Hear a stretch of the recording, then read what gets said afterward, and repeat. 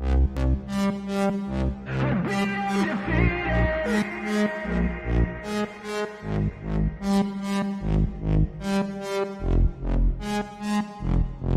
hands stable, I feel able to turn the tables, I could do this. Just keep moving, keep your hands up, stupid. I feel lucid, a new viewing. I can see the end, I can see my future, I can view it.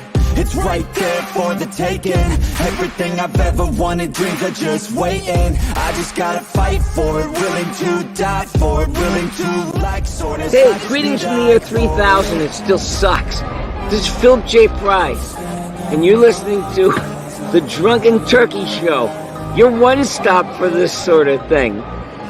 Hit that button, like and subscribe. You know what to do, just like every other podcast. Just like every other podcast. What is up, everybody? Welcome back to the Drunk Turkey Show. I'm Daniel.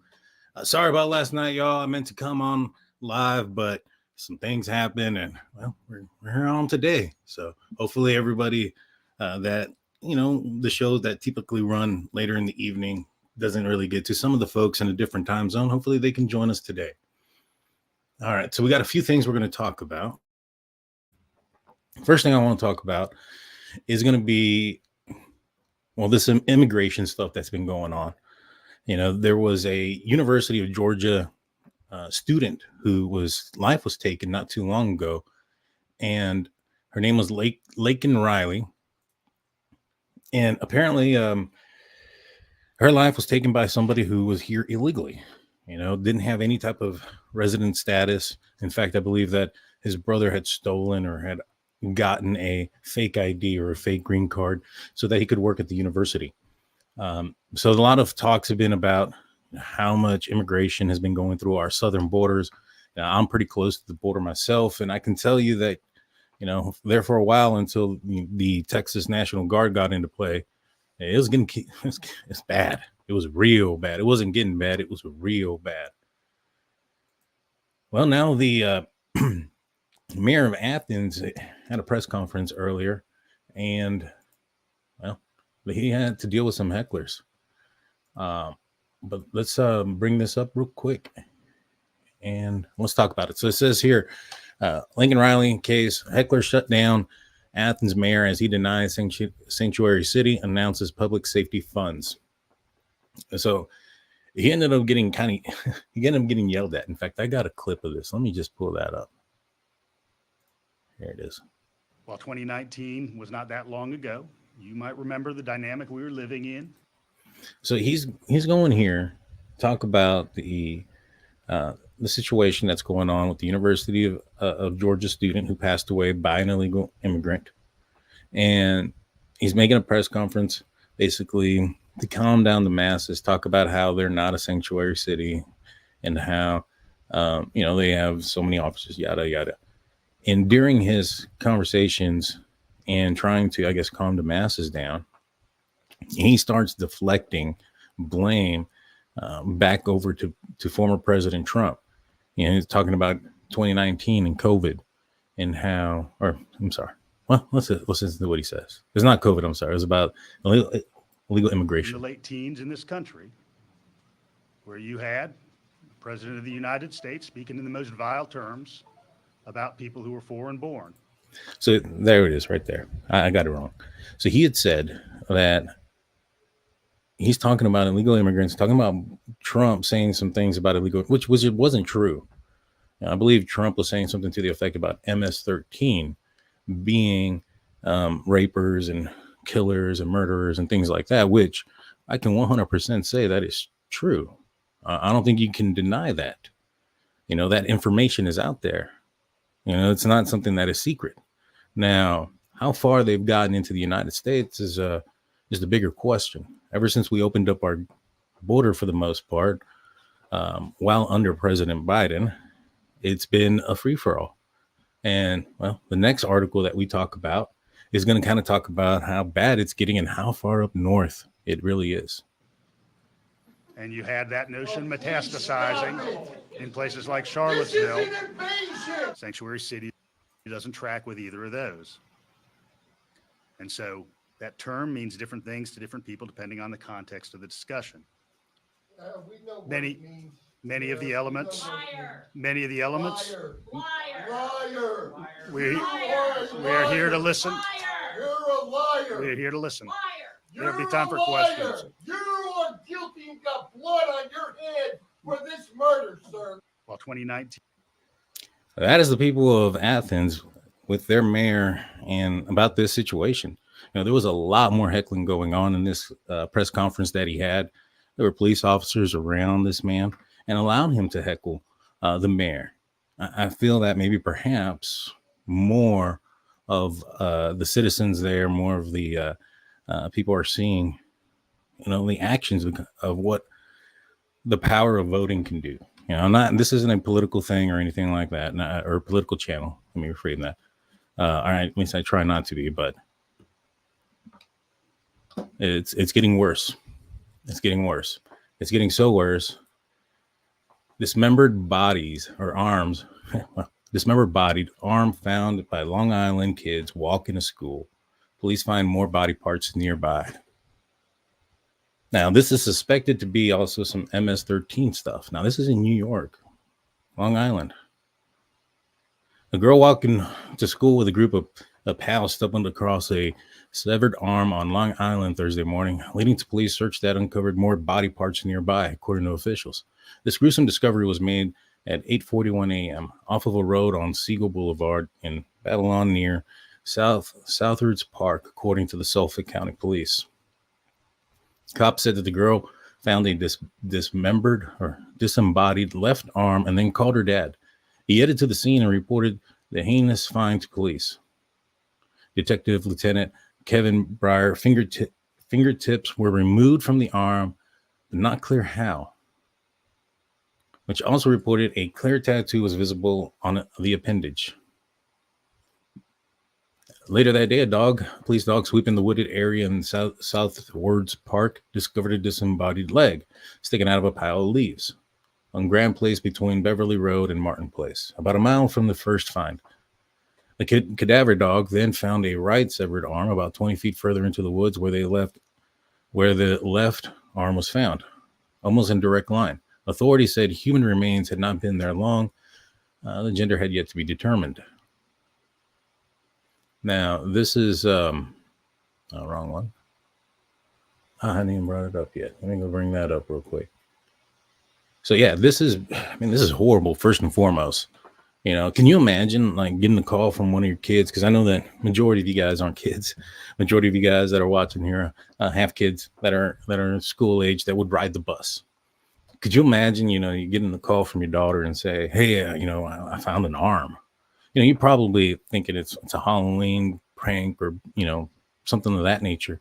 And you arrive on scene, and sure enough, it's a human arm. I mean, can you imagine the trauma that kid is going to go through? You know, poor kid, man. And, you know, it's just one of those things that's not necessary. Here it is. So let's discuss. Let's bring in the former DEA Deputy Administrator Jack Riley and former FBI agent, News Nation Law and Justice contributor Jennifer Coffindaffer. Thank you both on short notice and Friday night. Appreciate it. Jack, what's the chance that they're wrong? What do you see here that makes you think, yeah, I've seen this before when it comes to MS-13? Well, I'm going to also answer his question here. When you have something like this, and when you have cartels and drugs affiliated type of stuff, it's usually done, you know, there's a sign. You know, the fact that they left a clear tattoo was interesting. I mean, I think that was one way they identified the guy. That could be the message, not the sign, a message to somebody. So this is how they do things. It's not like in the other case that we're going to be talking about here shortly. Chris, unfortunately, I have seen this before, and this is a typical operation that they would carry out for a variety of different reasons. This is the way they intimidate. This is also the way that they seek revenge. And quite frankly, another revenue stream for them is kidnapping and murder. So this is a byproduct of what's going on the border. And as I told police chief today, it's much like our weapons problem. If we were to stop the importation or production of handguns today, we would likely be dealing with gun violence for the next foreseeable future, years and years. And unfortunately, what's going on the border and with organizations that are hell-bent on hurting Americans, this is what you get. So it's a message, like I said, a message to a rival gang, a message to somebody that, you know, they're here. Now, it could possibly be that they've identified these folks. I don't know who they are. I think that they kind of bring that up. Como here. And here's the thing, Como is, and from what I understand, far left leaning, or at least has been employed by far left leaning news places before.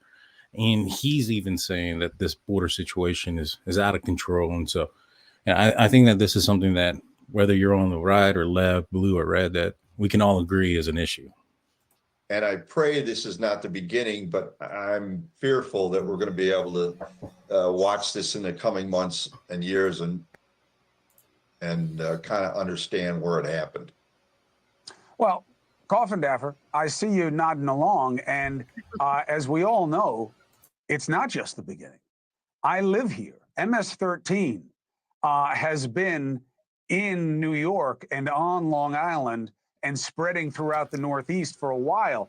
What I'm being told today is, because I haven't heard about stuff like this, even though they've supposedly been around and part of the drug game, is that, yeah, they're starting to reach critical mass. They've had boosts in their numbers, and now they're getting more brazen and they're starting to operate more like they do in Central America. How does that work exactly, Jen? Well, from my research, there's about 550 members in Suffolk County right now, and that's That's where I am. Now, I know. That's the documented members, which means there's a lot more that are undocumented. Remember, Kayla Hamilton, her family currently has a $100 million lawsuit against the government because their daughter was killed by MS-13. And so this certainly is indicative of what they do. They're ferocious in how they kill, and they leave body parts specifically to be found. So this is going to get worse, is basically what they're saying. You know, now that they've have their numbers, they're not going to care about law enforcement. I mean, if you go to across the border to Mexico and you speak with cartel members, or you see cartel members or anybody involved in that type of stuff, they don't care about law enforcement.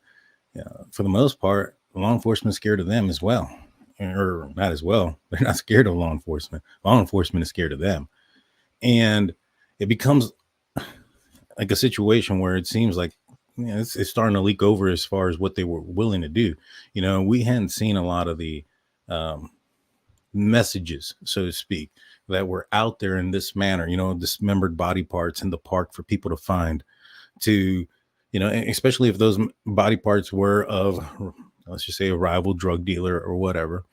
And it was in a specific area that he was in control of, that they are now claiming they're in control of.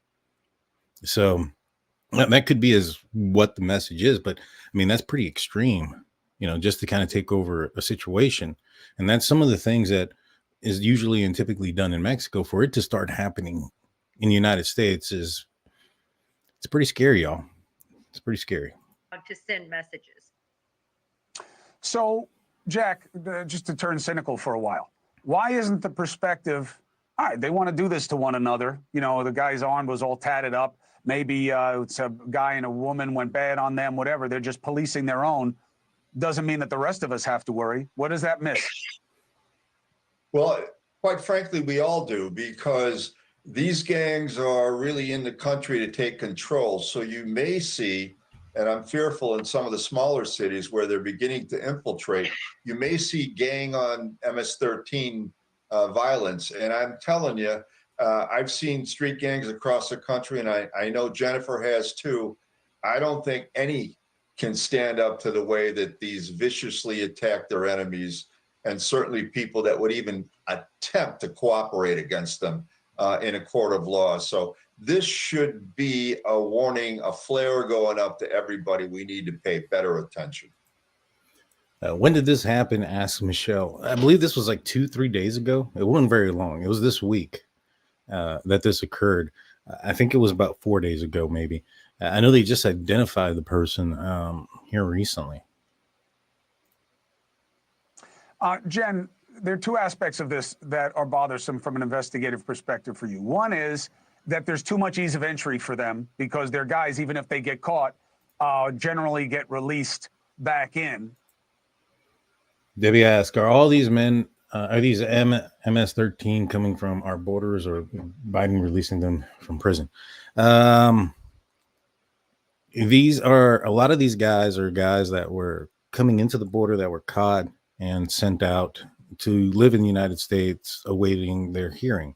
In fact, Jose Ibarra, the guy that took the life of Lincoln Riley a couple of days ago, who was an illegal, he was caught, I want to say September of 2022, coming into the border. I want to say it was September 8th. Yeah, it was September 8th, 2022.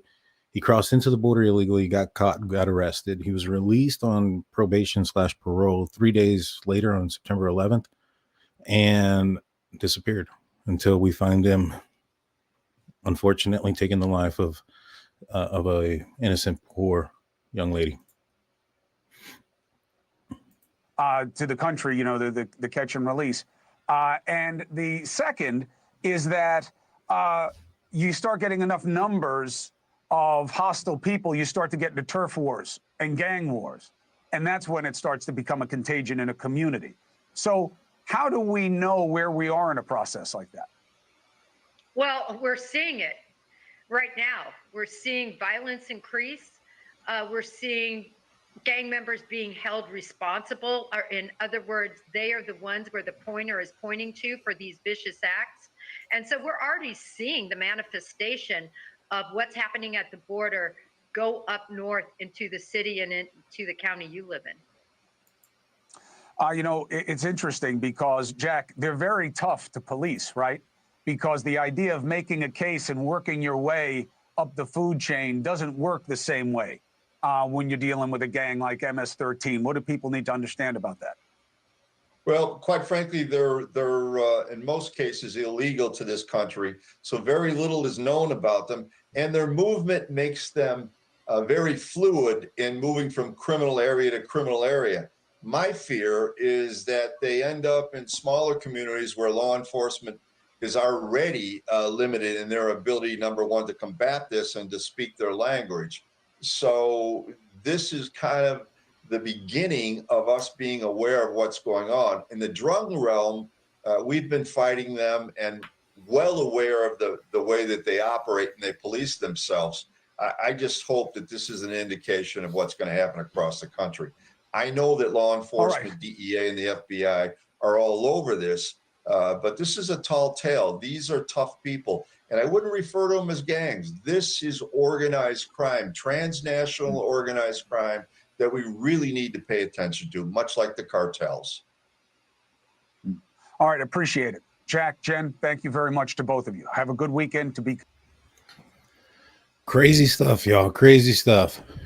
Begs to differ, you know, with all these bodies, body parts, you know, persons that have passed. I mean, we also have Rachel Morin, who I think that was attacked by somebody that they believe is also possibly not from here. You know, you have all these things. At one point, do you look at the policymaker? You know, who's the one in charge of this decision to allow, you know, the borders to be open? I think at a certain point, you got to start looking at that. And I think that it's going to show here pretty soon, in my opinion. Yeah. Justin Oki says, if they lock down the border today, we'd already have hundreds of thousands already here. Yeah. It is. It's crazy. Well, goodbye. Sorry about that. So yeah, like I said, once you have so many murders that are happening like this, I mean, when are we gonna wake up as a country? You know, and like I said, it's not about this or that. Yeah, I got the picture of our current President Biden on the thumbnail there, because he's the one that is basically ordering the border to be open. I mean, didn't he say not too long ago he's going to send the Alaskan National Guard to go out there to the Texas border and help Border Patrol retake the border or whatever. That's going on. I live in Texas. I see this. I wouldn't be surprised, if well, maybe not. Maybe something happens differently here pretty soon in November, and maybe the country stays together. But I can see an issue where if it doesn't work out that way, where Texas could succeed. That's something that they have the power. We have the power to do so. I think we've threatened it a couple of times. So we'll see what happens. Let me know in the comment section what you guys think about this situation. All right, let's move on to the next topic. Let me remove this real quick. And that is Bryan Kohberger. I know everybody wants to hear Bryan Kohberger. That's why you guys are watching. So there was a couple of documents that dropped today. Or not today. They dropped a couple of days ago. I just saw them today. And we're going to go through them. These are some responses to the February 28th hearing that Bryan Kohberger had. Oh, thank you, Leslie at Billy. Thank you for becoming a new member. We appreciate you. This says response to public records request. A public records request was submitted to Latah County Clerk on February 26, 2024, and was subsequently forwarded to the court review and a response. The request to examine records pertaining to the total cost to date in the case against Bryan Kohberger to include both defense and prosecution and any other costs in this case as required pursuant. So this is just about getting the public records of how much people make for the most part. In fact, kind of towards at the bottom here, you even see how much that Ann Taylor makes. They have, and this is something that we've seen before, orders approving appointed counselor hourly rate. It says Ann C. Taylor, Chief Public Defender of Kootenai County Public Defender Office. I probably butchered that. I apologize. And has been appointed to represent defendant Bryan C. Kohberger at public expense. Therefore, it is ordered that Ann C. Taylor is entitled to a payment of her services at a rate of $200 per hour. Ann J. W. Launston, Chief Deputy Litigation and the Public Defender Office, will be entitled to payment for his services at a rate of $180 an hour. So this is all this was just kind of public record on how much they are getting paid. I was going to the next one. This is when things are starting to get good. So this is an order setting deadlines and hearings. Based on February 28, 2024 hearing, the court orders the following. Any notice of the defense of alibi must be filed no later than April 17, 2024, if the defendant intends to offer a defense alibi. So they extended it. They extended his defense alibi. His current defense alibi is, I was driving around alone by myself.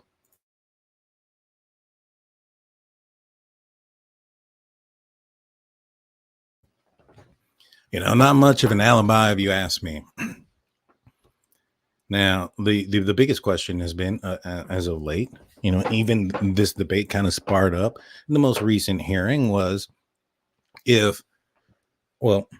Taylor wants all the defense, right? And the prosecution is saying and the defense are saying they got about 95% of the evidence. There's a little bit of evidence that they haven't received yet, and that goes for both sides.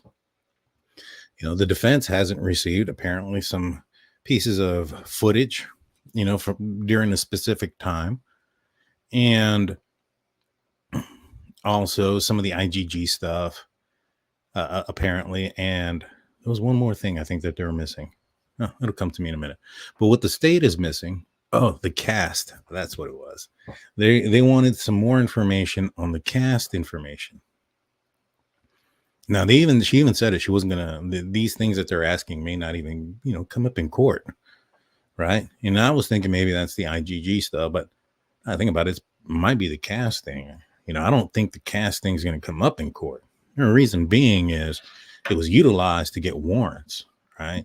What's going to be used in court is going to be his GPS locations while his phone was on. That's what's going to be used in court to determine, because that's going to be the more accurate one to determine exactly where he was. So they haven't given them that.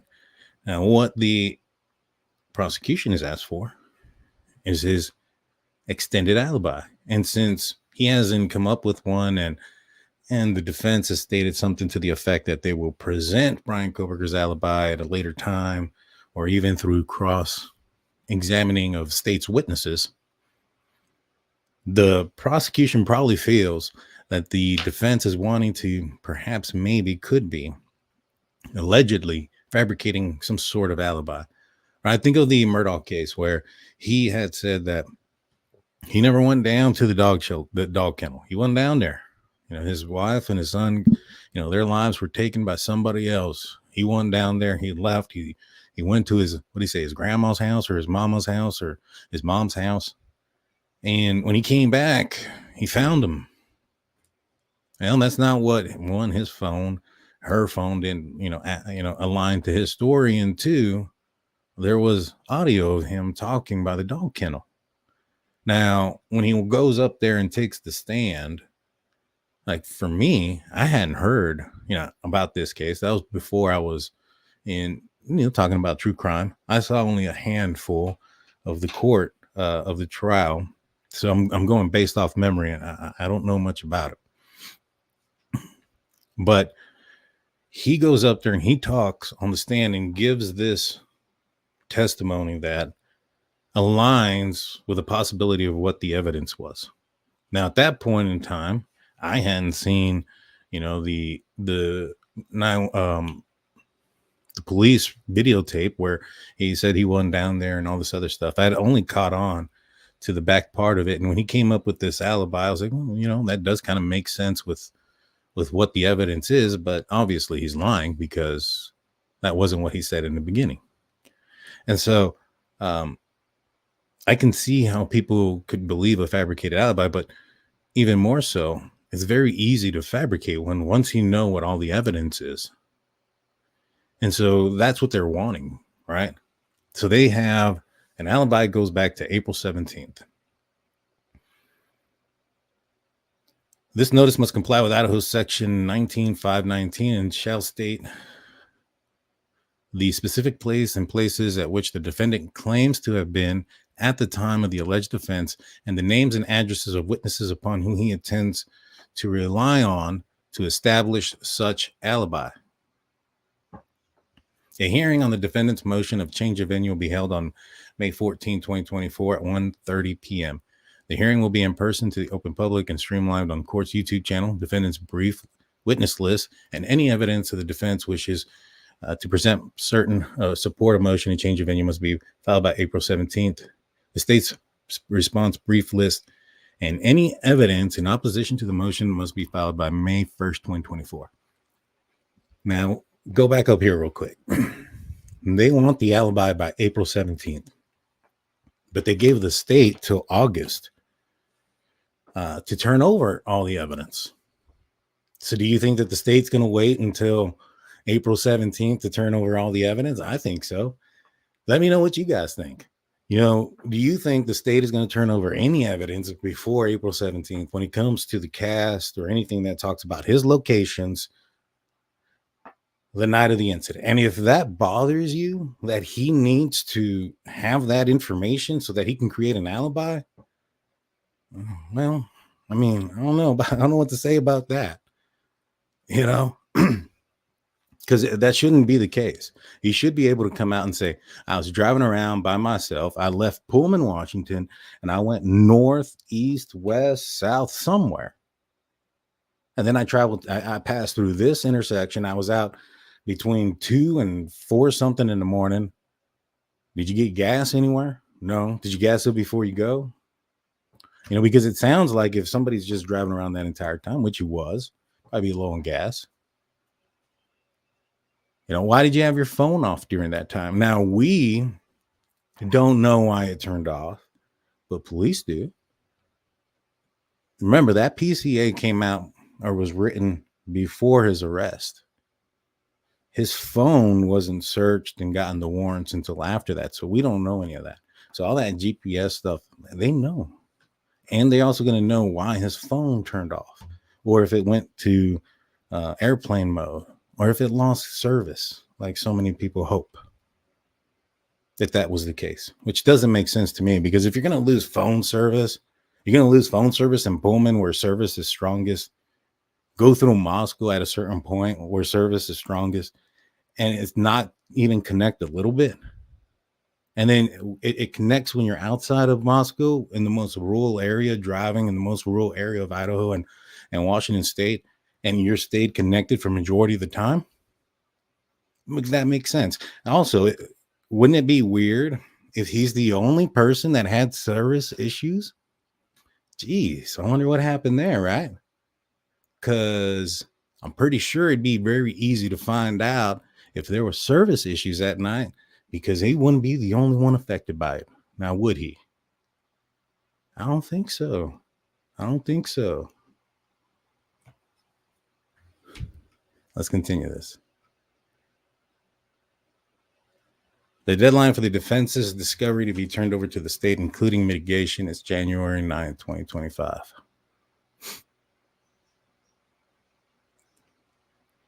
And there it is.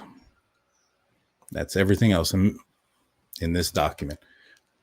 Not so good for Kohberger, in my opinion. I think that's another loss. And here's some other stuff that's going on. In the District Court of the Second Judicial District of State of Idaho in and for the County of Latah, amended order for disclosure of IGG information and protection order. Based on February 28, 2024 hearing, the sealed order for disclosure of IGG information and protection order is amended as follows. Defense counsel Ann Taylor, Jay Longston, Elisa Massoff, defendant Bryan Kohberger, and the IGG defense experts, Dr. Leah Larkin, Bicka Barlow, and Steve and Mercer, may view the IGG materials provided by the state. Any further dissemination of the materials or information contained within the materials included to any investigators must first be approved by the court after showing by the defense as to why such individuals need the information for the preparation of the defense. I think this is important because basically what it's saying is, if you guys want to send this out to anybody else, because that was the argument, they have some other witnesses and experts or whatever that may want to see it, but they, for some reason, didn't want to name them, just said that they had them. Remember? It's kind of weird, right? The defense says we have these individuals who we want to see this, but we can't tell you who they are. And it's weird, man. It's weird. I don't know where everybody sees the innocence in this guy, but it's weird. So what they're also saying is you have to ask, and not only do you have to ask, you have to provide information as to why you want it. See, in that last court hearing, Judge finally, started to, man up a little bit, drop his, and he said, why do y'all need all this information? Basically, how does it pertain to the case? All these people that are related to Kohberger, like, how are they going to, if you go and talk to some guy that all he did was swab his mouth and send it in to see who his family members are, how is he involved in this quadruple homicide in Idaho? He's not. And that's where the judge is like, where's the relevance in this? That you want the names of all these people. All these people. And at the end of the day, the IGG didn't match Bryan Kohberger. The IGG guys didn't go and take the DNA off the sheet, take a buccal swab out of Kohberger's cheek, test them together and say, hey, it's a match. Oh, that was the Idaho State Lab. After his arrest, remember, they got a warrant for it based on the warrant that they had by picking his dad's trash up, which is completely illegal too. That's the stuff that they're going to use. So this entire argument is just kind of pointless. Additionally, no individual in the family tree who was not previously known to the defense via the defense's own investigation may be contacted by the defense or any agent of the defense without prior authorization of the court after showing us why such contact is necessary and material for the preparation of the defense. Finally. So no more of this. It's we know or we have or we know of. Like when they talked about the exonerating evidence or whatever it was called. Well, we know that it's there. We know it's there. Where? Well, he's innocent. It's got to be there. We don't see it. That's literally what they're saying. Literally what I've seen in all these court docs is like, this guy's innocent, so there's got to be evidence that he's innocent somewhere, right? And the state's like, we don't have it. The defense mitigation expert who has created her own family tree and who does not have access to any of the IGG information may continue her mitigation investigation, including contacting defendants' immediate family members and other related individuals. So they're just kind of limiting who they can contact to the immediate family members of Bryan Kohberger and, anybody who's related to this situation. I'm assuming if, we talked about how there's a possibility that one or more of Bryan Kohberger's family members maybe did speak up and fully cooperate with law enforcement, as they indicated in their statement, I believe, that they fully cooperated with law enforcement. Maybe if she had a boyfriend, husband, fiance, or something like that, who's not directly related, but also been in the area, or even if they did have a cousin or an aunt or uncle that did go over and actually saw Bryan Kohberger maybe perhaps running around with his gloves on inside the house, separating trash and all, not being weird at all. So it seems impossible that there are 400 witnesses, in my opinion. Yeah. I mean, I think they're throwing out that number on purpose. I think what they're trying to say is that it took 400 people to go through to find Bryan. I don't know. When it comes to that tree. You know what I mean? The accused is entitled to know how. ? The accused is entitled to, defend himself. The accused is entitled to all of the evidence that either points towards his guilt or exonerates him. All right. If it doesn't, and I'm using the wrong term, it's not exonerate. Somebody please put in a dang live chat what the word means, what the word is. It's either for him or against him. If it's just random stuff that they did, like for instance, on November 25th, that's the day that they found something. November 20th, they saw somebody in a white Elantra.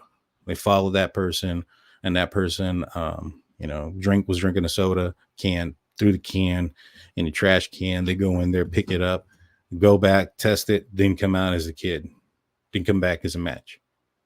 They're not going to see that. The defense isn't going to see that they did that. There's no point. That doesn't have anything to do with anything. You get what I'm saying? So they only get certain things, and also the things that are going to be used against him.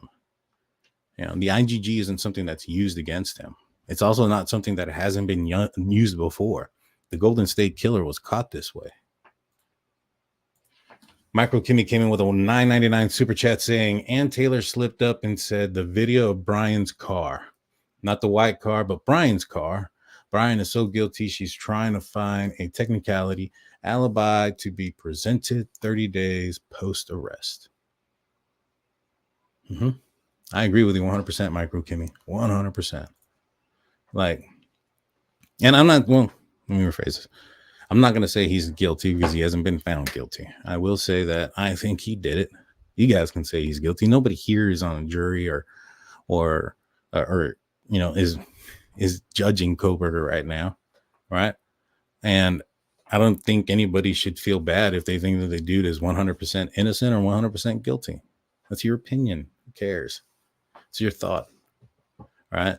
Now, I struggle to find the logic in some of the stuff that I read when it comes to the defense of Bryan Kohberger, but it doesn't mean that it's not there.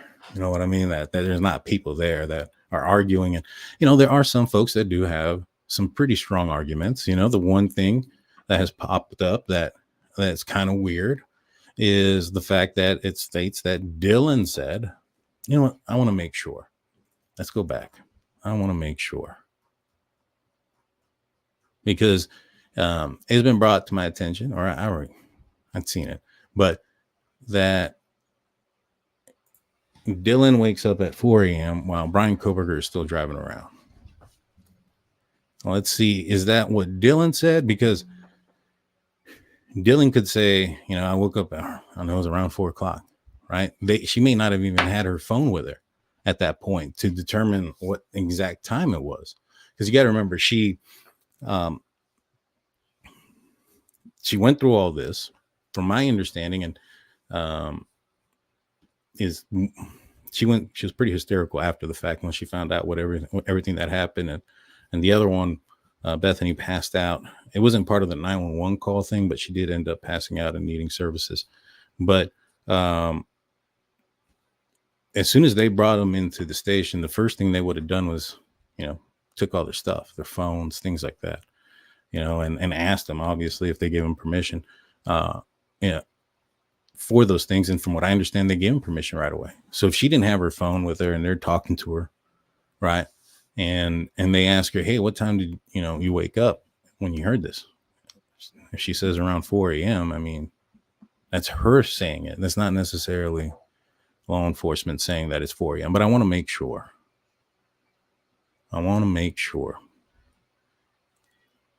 DM stated she originally went to sleep. Yeah, see right here. DM stated she woken up at approximately 4 a.m. So that's Dylan Mortenson's statement. That's not what the police are saying, that she woke up. And it's also saying approximately.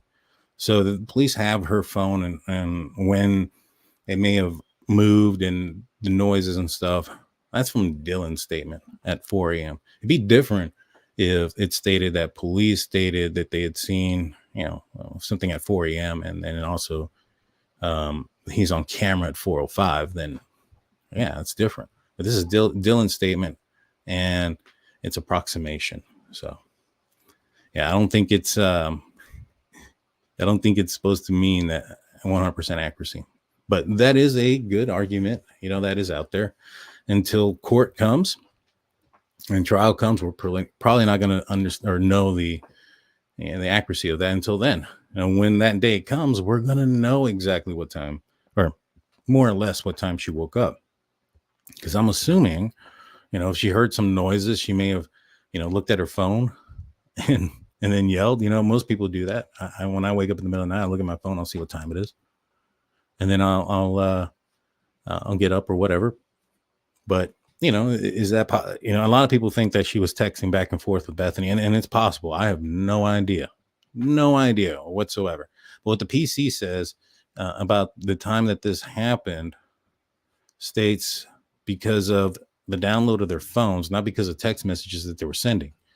So the download of their phone is going to show them a lot of things, like when it was, laying flat, when it was moved, when it got moved forward, when it was activated, when it was connected to the network, whether it wasn't, was connected to Wi-Fi. It's going to have a bunch of information on there, not just the text and calls.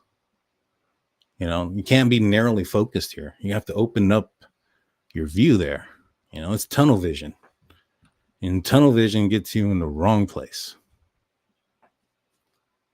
Thank you, Florence, for being the newest member. I appreciate that. Thank you so much.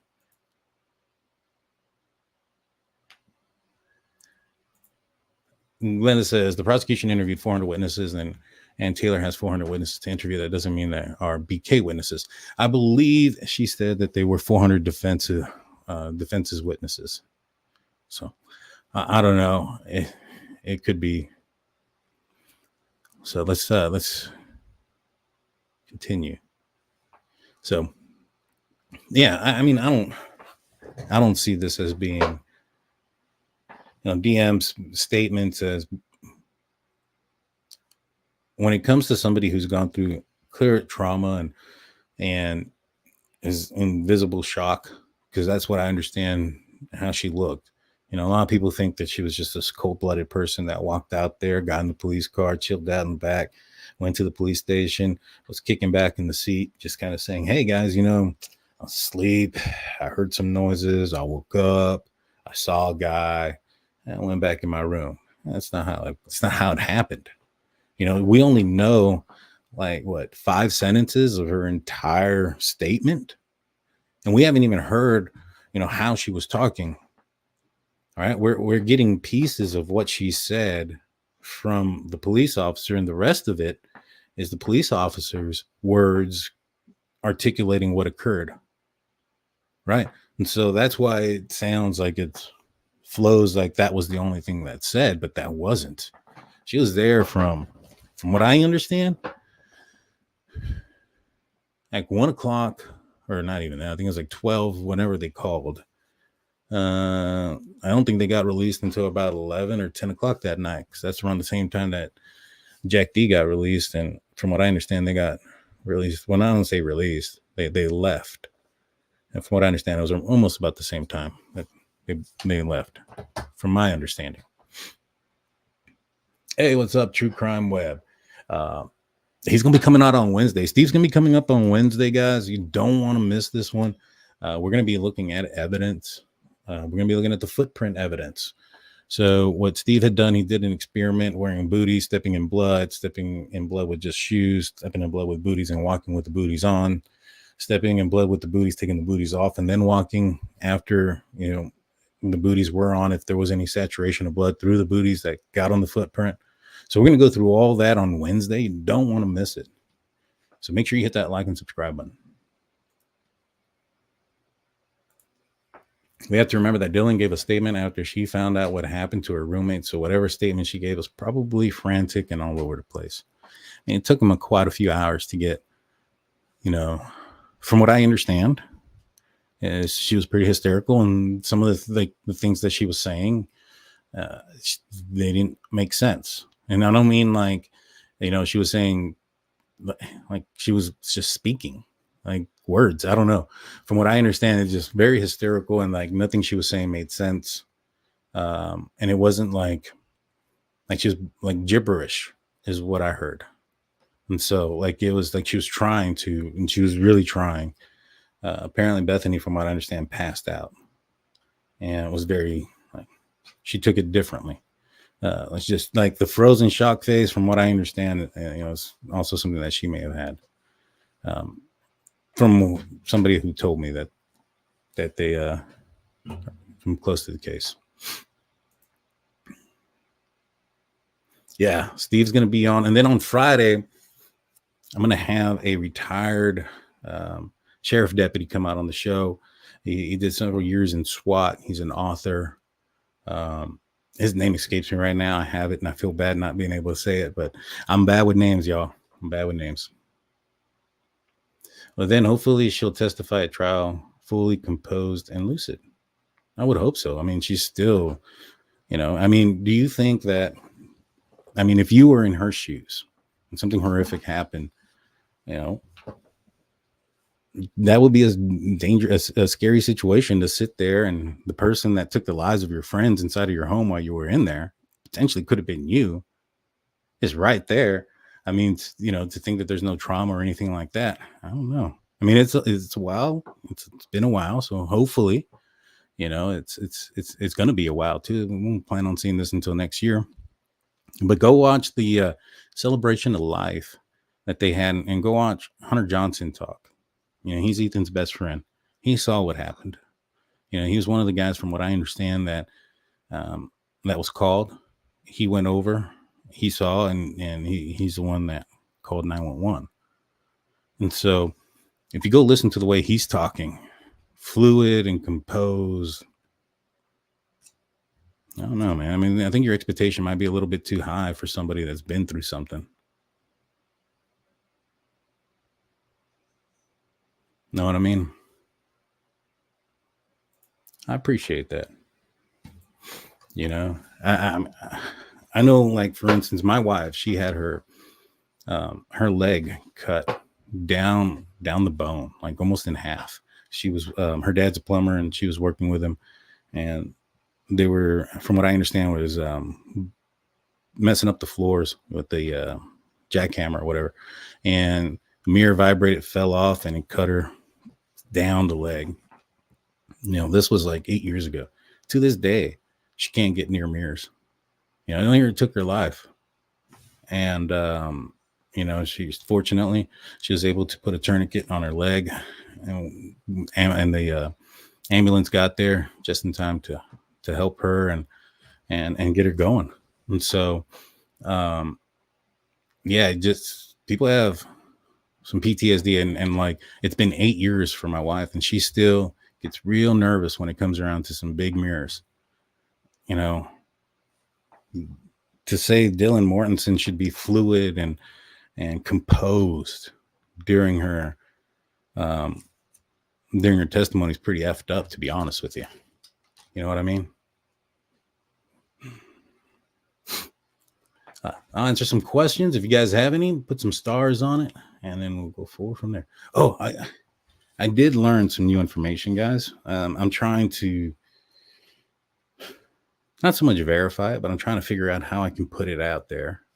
I have had another family member, different one that we haven't talked about on the show here, reach out to me, and we had a conversation over the last couple of days, and they informed me of some interesting things. So I'm going to see how I can put that out and things like that.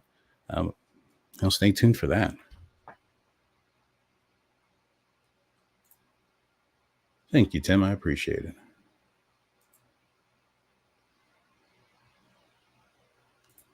I appreciate this too, Claire. Thank you. I believe per the PCA, she thought he was a friend of Ethan's or a party goer, yet her chief fry, there was no party that night. Right. I mean, a party goer doesn't necessarily mean that the party is there at their house. Like I don't mean to be anecdotal, but when I was younger, college age, spring breakish, we all know I didn't go, just went to spring break. But when I was younger and we had gatherings or whatever, I used to go out to the bar, and then afterwards it'd be like some people would, not very many, sometimes we have a little what's called a shindig, 5 or 6 people, 4 people, 3 people, nothing too big. At somebody's house, somebody has some extra drinks. It was not planned. It's not a big thing. So to say that that's not a possibility in that house, or that hadn't happened before, come on. I'm pretty sure it has. And you're also looking at some young ladies who maybe perhaps, I don't know what their relationship status is or was, but they could have had other friends over, things like that. So, that came in the middle of the night like that. Maybe not in the mask and all that other stuff, but left, that early or whatever the case may be. So, yeah, this is the tunnel vision that I'm talking about. You get one piece and tunnel vision on that without looking at the other possibilities around it. And yeah.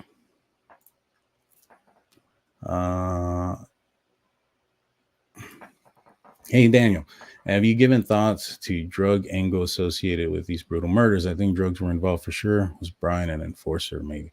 I've looked into the drug aspect of it. The one thing that bothers me about it the most is, where's the evidence for it? Like, there's a couple of things that are going on, right? The theory that I've heard is they are, arresting Bryan Kohberger because, they needed a fall guy. And at the same time, the murders had occurred because of some drug deals. So my thought has always been is, if they're going to just find a fall guy because it's getting late and they have pressure from the school, if they could have found the real killer, wouldn't they have arrested the real killer, right? They just wanted to get it done fast. Now, we do know that they've arrested drug dealers, male and female. 2 have been arrested. They're both out, probably because they narked on whoever was their supplier. But, if one of them were involved, don't you think there'd be some text messages going back and forth, some calls, some sort of message indicating that there was some sort of drug activity? And if there was, why would police look past that to go for somebody who was an applicant at the nearby police department? It don't make sense there, right? And they had Dylan, Bethany, and Kaylee, Xana, Ethan, Maddie's. They had all their phones. They downloaded them all. So I think there would have been evidence of that if there was any type of drug stuff. Plus, the fact that how many people were in the house the night before tells me that this was not a drug house. Cartels and drug pushers or whatever of that degree, to like, if you messed up and they took the life of 4 people, you must have been holding a big amount, and they usually don't have parties in those type of houses. those type of houses are usually under surveillance by the drug cartels or whatever. They're going to watch their load. They're not going to let just some college girls just hang on to it, have 150 people over and party. That's not how it works. That part bothers me. And I mean, like, I just don't see it, it being drugs. Now, could the girls and Ethan or whatnot have ever, partaked in recreational type of drug use? Maybe, perhaps. I don't know. I don't know them personally or anything like that. I don't know what their toxology report was. From what I understand, it came back negative for any drugs. So, I don't know.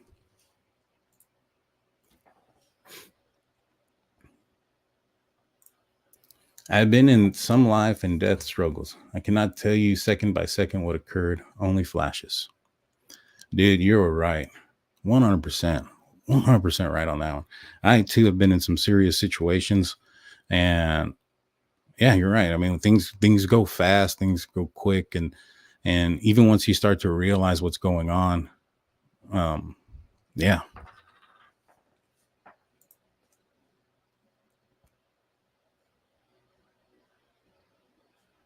Exhibit A. If this is referencing to this not being the probable cause affidavit, let me show you something, guys. This is an affidavit. In fact, this is what it's called. Affidavit right here. Affidavit. Let's go see at the bottom of this affidavit. I am requesting a warrant be issued for Bryan Kohberger based on the above information. I am requesting the above information for Kohberger for the burglary and the first degree murder of the victims there. So based on the above information, requesting an arrest warrant. What do you need for an arrest warrant? Probable cause. So what is the information above? Probable cause. So this is probable cause. This is an affidavit of probable cause. So what probably happened in this situation is in the probable cause affidavit, there probably wasn't enough space to put 19 pages in. So they probably put see Exhibit A and then attached it to it. I'm glad. I don't know if you were asking or not asking, but I'm glad somebody brought up Exhibit A because I always get that in my comment section. Oh, it's not the probable cause affidavit. I'm like, well, dude, what do you think it is? It's an affidavit talking about the probable cause. Like, what else? I mean, I understand it's titled Exhibit A. Some people. Really enjoy your analysis, pal. I bet it drives you crazy at times. People saying Bryan most likely innocent and being set up. I still think I still think he is being set up. We shall see. The problem with the setup stuff is let's walk it through. It's who, what, when, where, and why, right? Who set him up?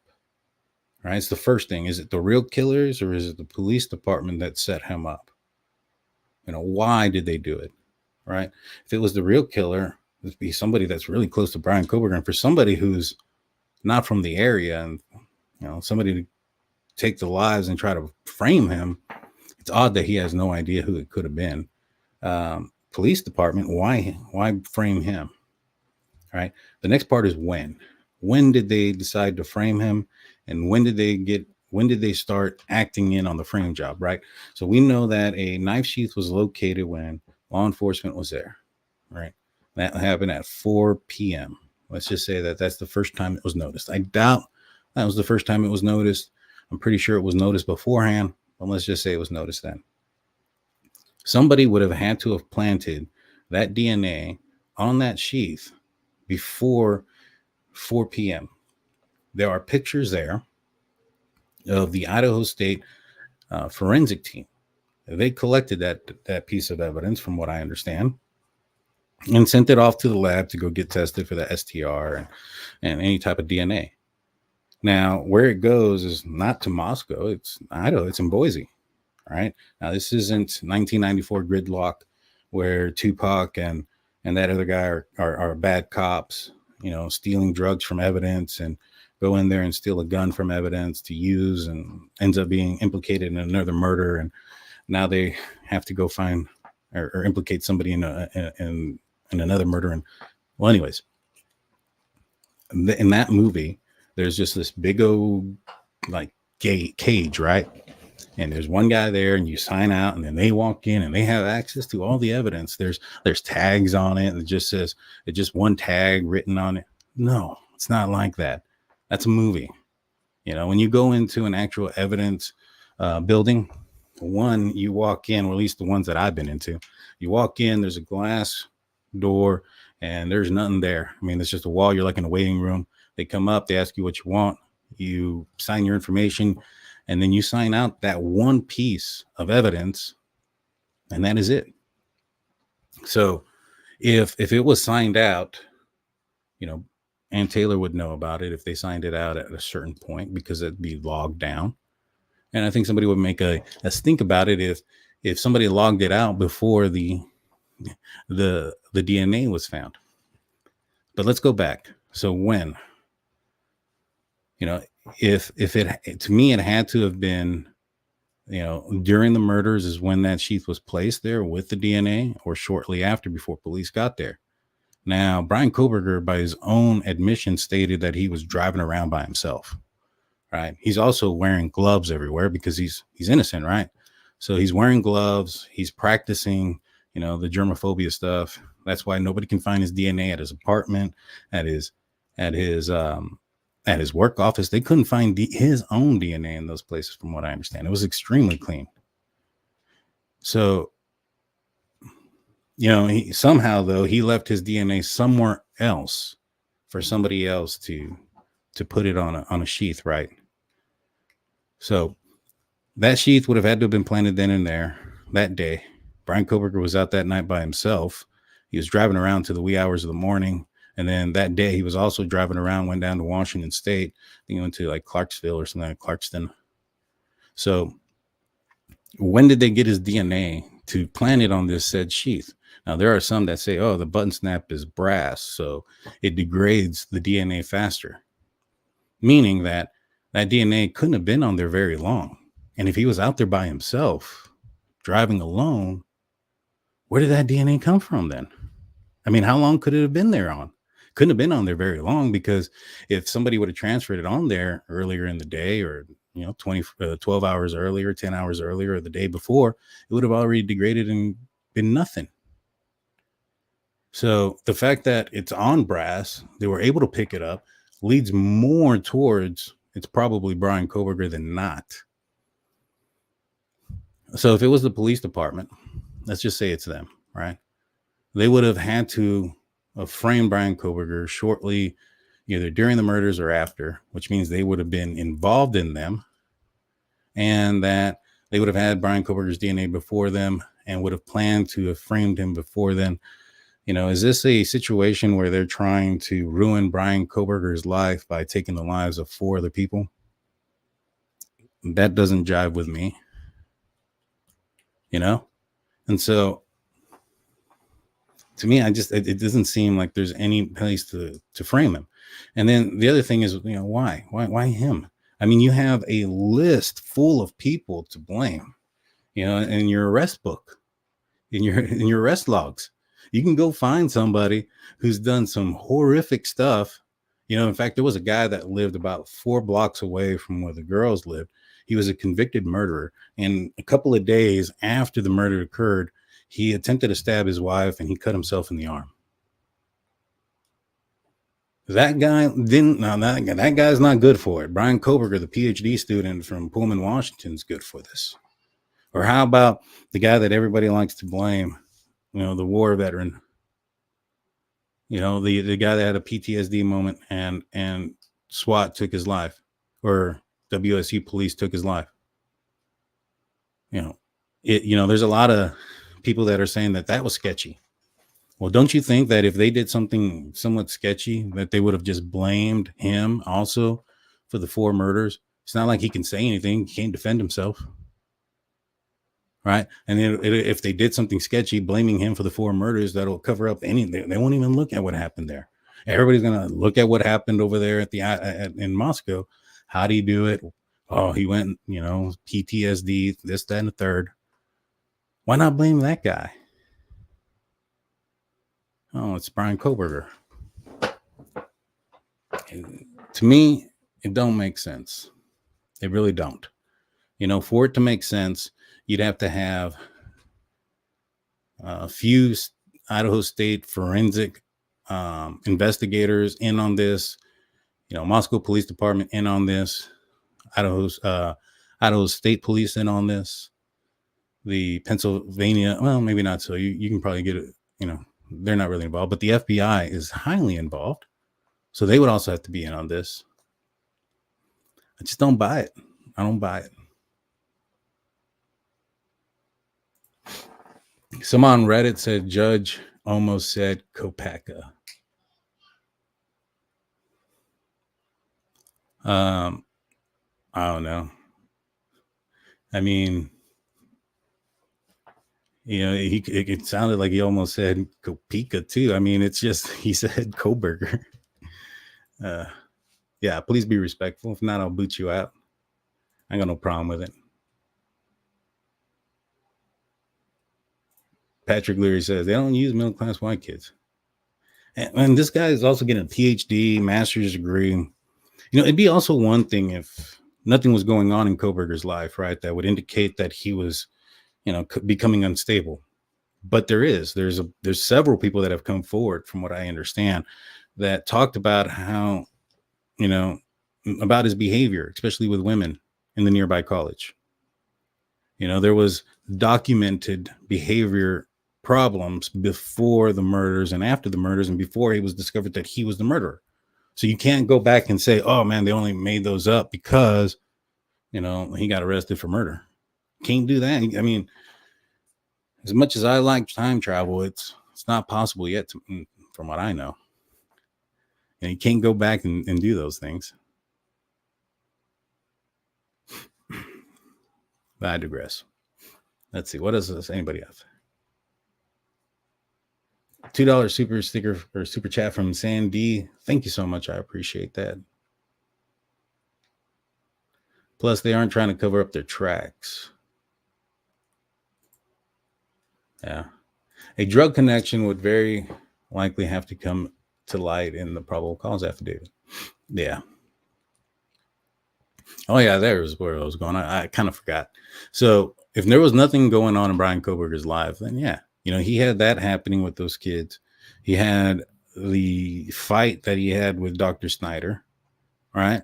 And then the continual arguments he had with him that led to his dismissal because of his behavior.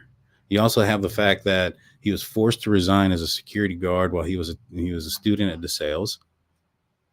Why he was forced to resign, I don't know. His resignation letter said, I understand if I don't resign, I could be terminated. So that's a forced resignation.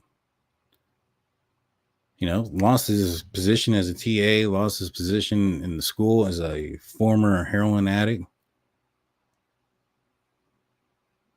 I don't know, man. I mean, if those things weren't there, maybe I can say, hey, this guy just came out of the blue. None.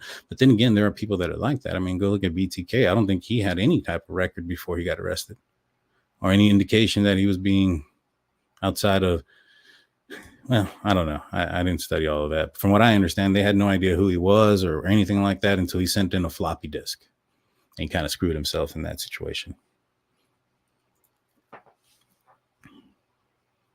Let's see.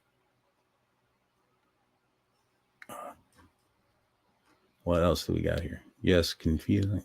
I will say, I don't know what you're talking about, but I will say that the PCA is written poorly. I'm not going to deny that. MS13 set him up, y'all. I hope that's a joke. Yeah, please be respectful to everyone in chat. If you have questions for Daniel, yeah. Put the little stars, please. I appreciate that. Let's see. He's always is real. He takes. Oh, let's talk about me. Yeah, I take some heat every now and then. I'll even open up the phones here and there, and I'll ask for people that anybody, whether you're disagree or agree with me, to come on and have a normal adult human conversation. Nobody needs to get all, disrespectful. I'm not saying we're going to do that tonight, but yeah. Tom in asks, is it true that DNA only lasts 4 hours on brass? I don't think that's true. I think there's a lot of factors that go into play when it comes to the degradation of DNA. And one thing I think is temperature. The hotter it is on brass, it's probably going to degrade faster. Fortunately, from what I understand, is the backsliding glass door was left open the entire time, and it was cold in there. I think it was 20-some degrees that night. So I don't know. That's a good question to ask Steve. I'll ask him on Wednesday, though, for sure. Daniel, who finally opened the bedroom door to see what friend and from others saw as a person unconscious? Here's my thoughts on this, and this is just my thoughts. Not everything of this has been told to me, right? A lot of this is my alleged, my speculation. There we go. Based on what I know, what I think happened is, the girls, Bethany and Dylan, probably were trying to contact the victims via phone. Probably couldn't get a hold of anybody. They're probably scared. They heard noises, I assume. I don't think they ever left their room. And if they did, I think Dylan may have gone down to Bethany's room at one point, but I don't think she ever went out there to try to open the door or any of those things. Just my thought, my opinion there. But I think that she contacted, Hunter Johnson and some other, I don't know if they contacted any other people, to be honest with you. I just know that they contacted him. From what I understand is they may have contacted other people, like another person. I don't know for sure, but I do know that they contacted him, and he was next door. He came over and he opened the door, and it was tough to open at first, and he was able to see what he saw, and he said, "Get the F out," and everybody got out and called 911. From what I understand is one of the girls did pass out. One of the girls was very hysterical, which is why he ended up being the one that was on the phone. And I think he was hysterical, and he was probably saying something to the effect that I couldn't get in, he was probably trying to say everything, right? All the information. I got a call. I came over when, I was trying to open the door. Nobody would open. They thought he was asleep. They thought they wouldn't wake up, this, that, and the third. He's just in a frantic motion going and saying every single thing, boom, boom, boom, boom, boom. And they didn't understand what he was trying to say. So they sent it out as an unconscious person. I've seen those type of situations where people call, like I said, I'm like ex-law enforcement, so I've heard it all. Let's see. Touch DNA versus 8 hours. I don't know how. Well, fortunately, I think that nobody entered those rooms except for, once the killer left, especially where the sheath was found, Kaylee and Maddie. I don't think anybody went into that room until police officers made entry into that room. So as long as there's no other factors that are happening, why would something happen to it? They find DNA on a lot of stuff, like from dinosaurs and, and a lot of other things. Now, some of that's blood and this, that, and the third, but DNA can last a very long time. Now, I get it. It's on brass, and I don't know the degradation stuff. I'm not a CSI guy. I'm not a forensic person. I'll ask. I've asked 2 forensic and CSI individuals, and both of them told me that it shouldn't have done anything, especially because of the weather. Sometimes there would be people in that house, and none of the people who lived there would even be there. 100%. Thank you for bringing that up. For the person that asked or said earlier that, there was no party goers there, this, that. And I understand at the time there was a party going on, but they were so relaxed with who was able to come in and go out that they had huge parties there and them not even be there. So yeah, that's good comment there. No one knew BK? I don't know. I don't think so. not to my knowledge. I asked Christy if any of the folks that she knew, Jack Decor, Kaylee's friends that she was, that she was aware of, if she had talked to them after Bryan Kohberger's arrest, if they had ever seen him, and the answer was no. They never seen the guy. He looked a lot older than what they were or looked. So yeah, I think that was one of the comments I heard, is like, I think we would have noticed a guy like that. He looks older, and he's almost 30 compared to they were in their early 20s.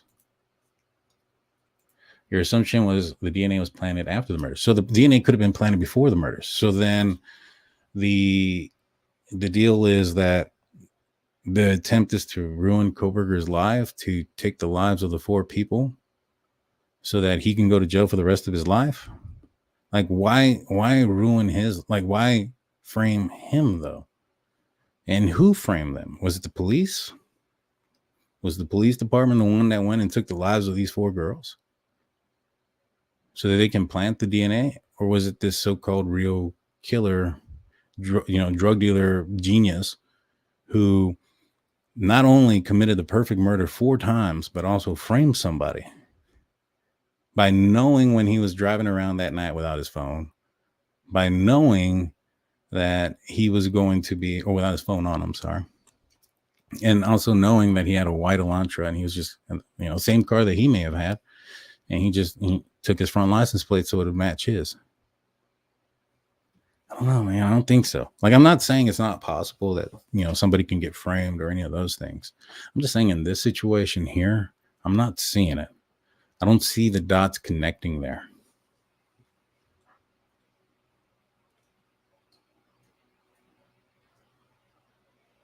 Be nice, people. Be nice. Real survivors.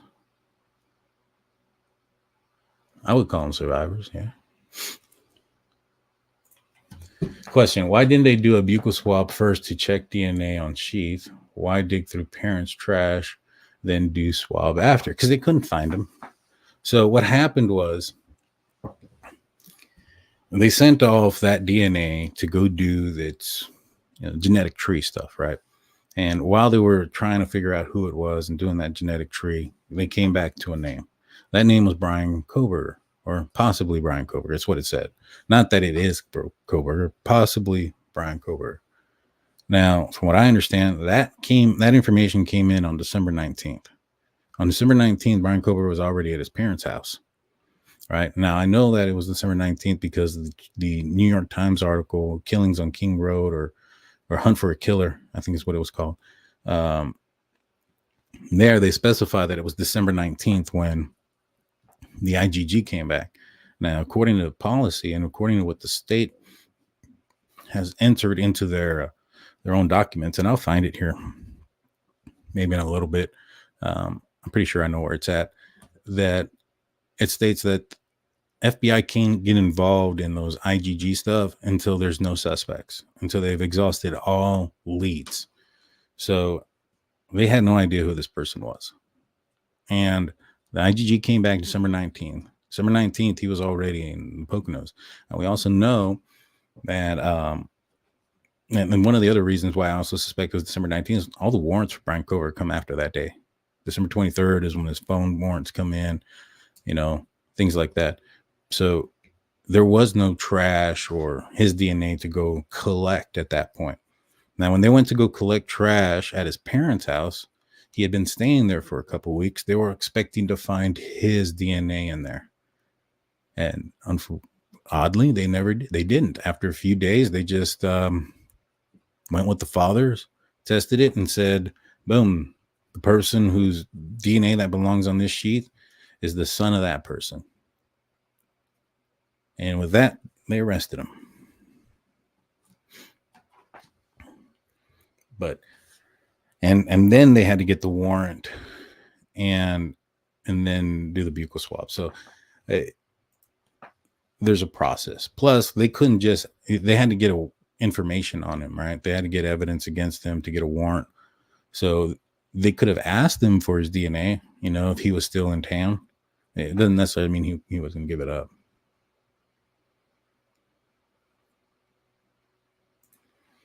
I do not see how anyone could be 100% either way on this case. Goodness. I mean, I don't blame anybody if they're 100% one way. You know, if they're 100%, you know, innocent no matter what, that's kind of weird. You know, I've seen some folks that are Bryan Kohberger, you know, anybody in the world could have done this. The chief of police, the FBI, the neighbor, anybody but Bryan Kohberger. In fact, I had one person, and we talked about it, put that if it was Bryan Kohberger, he wouldn't have gotten caught. We wouldn't have known it was ever him. And I was like, wow, it's almost worshiping the guy. Let's see. This being considered a frame job is ridiculous. Shouldn't be entertained, in my opinion. It is something that comes up very often, though. And that is something that we do need to talk about, because if I don't, or let's just say, if I don't know how many, I don't really watch other places, to be honest with you. So I don't know how many other YouTubers are, you know, following what I'm saying or similar or whatnot. I think, you know, Steve at True Crime Web is, you know, I've seen his, but when it comes to the Bryan Kohberger case, I really haven't been watching anybody else's. So I don't know if anybody else is following this lead or if they're saying that they're one way or another. But based on the comments that I get, I feel that they may not be getting that information. And so I feel that I should tell people, you know, I should explain why the frame thing doesn't work and how ridiculous it is.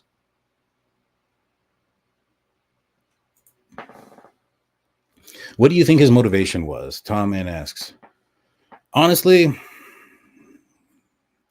well, here's what we know, right? There was audio that was 50 feet away, right? And it picked up barking, whimpers, maybe whispers, a thud, right? What it didn't pick up was sounds of rage, sounds of emotion, right? So if you have somebody that's going to go through 3 persons to get to one because of emotion, whether it was they couldn't have that girl, or she's with somebody else, or she broke up with him, or this guy is on steroids and he's roid raging. You usually, man, I stuttered on that one. You usually don't see a person who's raging out drive 3 times around the house before he parks and then sneak in and commit the crime.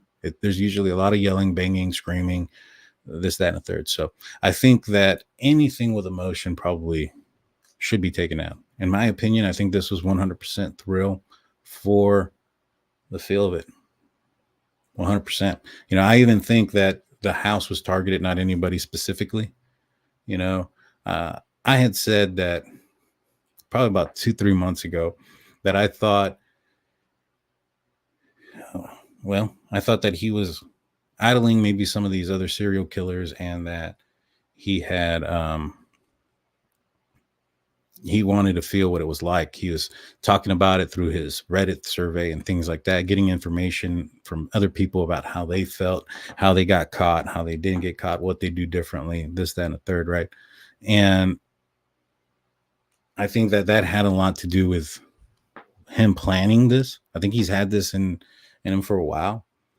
And I think that the goal was to get away with this, and this to be one of the biggest, you know, unsolved crimes ever. And I had said that.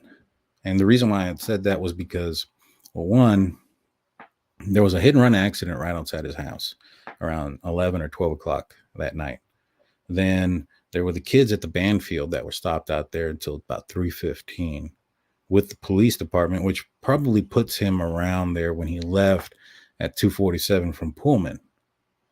And so you have police presence in those 2 locations. You have Kaylee have a new car, right? And then you have Ethan with his vehicle there. I don't know if Bryan Kohberger had seen it or not seen it before. Apparently he'd been stalking there 12 different times. But those are the factors that would have indicated to me that this is probably not the best bet to do this. Oh, and the 6th one is the DoorDasher, right? My speculation is that Xana had on a light or something to, you know, as a as a marker for the door dasher to find her house. And so, because that house was kind of hard to find. I mean, it was King Road, but it was facing Queen. You know what I'm saying? So I would anticipate that people probably have problems finding that apartment or that house. So she would have probably had some sort of indicator on outside or in the house, lights on, something in that nature. And I think that's what prevented him from going in. But I thought that, if somebody was going to commit the perfect crime and that was the goal, it wasn't something that they're an incel or he's, hates this or that or whatever. It's just for the pure thrill of it. I think that those things would be some of the things that would deter him from doing it. Unless the goal was mass casualty. If he wanted to take out as many people as possible, then it wouldn't matter about the new car or any of those things. If he wanted to go in there secretly, take out as many people as he could and leave, that it would be huge. I mean, to make it a high profile crime, you have to have young, attractive victims and multiple victims. Man, this became one of the most, if not the biggest high profile crime since Gabby Petito. Right. And, he doesn't leave the knife sheath for a while. He's probably getting away with it. But I found what was interesting was I had said that, right? And then about 2-3 weeks later, there was this special, I don't even remember what it was, but it was this guy that came forward who was talking to Bryan Kohberger during the time that the murders had happened. And he was a friend of Bryan Kohberger's from when they used to do heroin together. And he showed his text messages and, between him and Bryan. And apparently there was an exchange where he had said that he was going to criminal justice, trying to be a detective is what his goal was. And he wanted to be involved in high profile crimes. I was like, wow, that's crazy. Because, I just thought that maybe that was a factor of one of many factors, not just one, right? He was also losing his job as a TA. He's probably never going to be a police officer because of his actions and his behavior at WSU. He got forced to resign as a security guard. He was a former addict. Those aren't, that's not what you look for when you try to hire a good police officer. You know what I'm saying? So he probably thought and saw the writing on the wall. They didn't even pass him to be an intern police officer. So he probably saw the writing on the wall right there. His life is falling apart. He's put all his life into this one field. He's losing his TA job, which also had some financial aspects to it. The police department didn't hire him twice. Maybe perhaps that also had a lot to do with it. But I think that this was something that was spewing on for a while. And I just found that odd that guy had said that in that moment that it was something about he wanted to solve, high profile crimes. But he said something to the effect that, but those jobs are hard to get or something of that nature. And so I immediately thought, well, man, if this guy really wants to be involved in high profile crimes, well, there's only really 3 roles, or there's more, but there's only really 3 roles when it comes to the actual crime. You can be the victim, you can be the cop that solves the case, or you can be the murderer. Just my speculation and my thoughts when it comes to what his motivation was. And I think that he chose a sorority house because there are party houses. There's a lot of people going in and out. There's a lot of DNA everywhere. He wore Vans slip-on shoes because those are popular amongst college kids. When you have so many college kids there, his footprints would get lost amongst all the other ones. You know what I mean? So I think he went out one night, found the house with the loudest party, and then stalked his victims from there. I'm not saying that the victims didn't play a role in it at all as far as his motivation goes. I do think there was an aspect of that. But I think that he had this planning for a while. And I think one of the biggest indications is apparently he bought a K-bar knife in April of 2022 before he moved up there. So I think that also leads me to believe that this was something that was planned in advance without knowing any of these people are. He bought that before he moved up there. It's a thrill. It's a thrill kill, in my opinion. I hope that all makes sense. Do I miss Blue and Jaime? I talk to them every day. They have some scheduling issues for the most part. Jaime's been traveling back and forth, and Blue is he's trying to move up to the next position in his career. So he has some classes and courses he has to take to do so, and he'll be on when he can. So I'm sure maybe perhaps once all this dies down, or maybe in the summertime, we'll probably have those guys back on a little bit more often. Can a cop lie when writing their account of what they saw? Like on a PCA? No, they can't lie on that. That's perjury. Anything that is like court documents, no. Why? What is your question? If it's, yeah, what's your question? I'm curious where you're going with that. Do you think he lied about something? Did you see the comments earlier about you having a, whoa, no, I didn't see that one. I saw the ones that said I had a voice that'll make people go to sleep. Yeah, let me know what you mean by that one. Like, what do you think somebody lied about? So we can explain. I mean, we can look at it together. I don't know what it is. I never forgotten his Miranda rights. Were you coerced? Never. I'm not sure what that says. Oh, never signed. Off topic. What astro sign are you? Just wondering. Capricorn. I had to think about it for a second.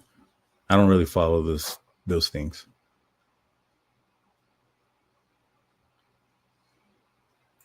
What are your thoughts on the alleged leaked text messages? I don't think there's, I don't know. I haven't seen them. I've heard that somebody said something to the effect that someone texted, I think they're dead, or something to that nature. I don't know if that's true or not. I don't know. I don't know where it came from. I know that there's been speculation of where it came from. I can try to find out, but yeah, I've never asked that question to anybody that would probably know. I will though, and see if I get an answer on that. But I don't know. If it was said, let's kind of go down that real quick. If it was said, I mean, it's definitely something that they're going to have to, Dylan and Bethany are going to have to answer for, as far as why didn't they call 911? If you were talking like that and you had the ability to text each other, you could have called 911 to even do just like a welfare check. You know what I mean? And so it is something they're going to have to explain if it's there. If it's not there, then it's not there. But if it is there, does it change the fact that somebody, something happened in the case? How does that change, the white Elantra being driven around there in the morning hours, or Bryan Kohberger's DNA in the knife sheath underneath the body of a victim, or Kohberger's phone being off, and all those other things still take place. I get it. I'm suspicious of it as well, or maybe not so much suspicious. I'm more I don't want to say upset, but I find it upsetting that they didn't, because if they had, he probably would have gotten caught significantly sooner. Let's see. Right back at you. I see everyone's point, to be honest. Yeah. All right. I can't get over the fact the four were unalived and the roommates could not smell anything. 911 should have been called right away. Even a teenager would have called 911. Maybe. I mean, we did have on a caller not too long ago call in and say that she was threatened in a home invasion where somebody entered. They had a gun. She ran into the closet with her phone and just didn't call 911.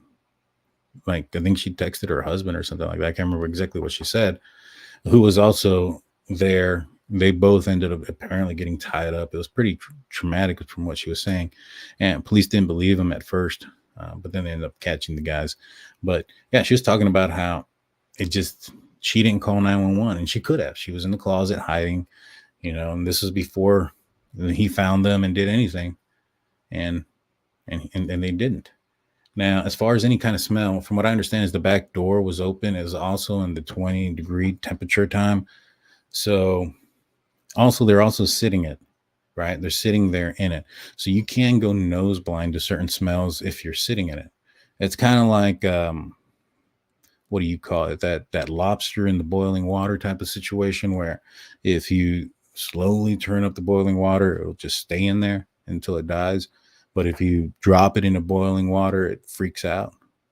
It's kind of something like that, I think. I mean, they were in the house when their lives were taken. There's a possibility that smell, they didn't smell it, and also the back door was open.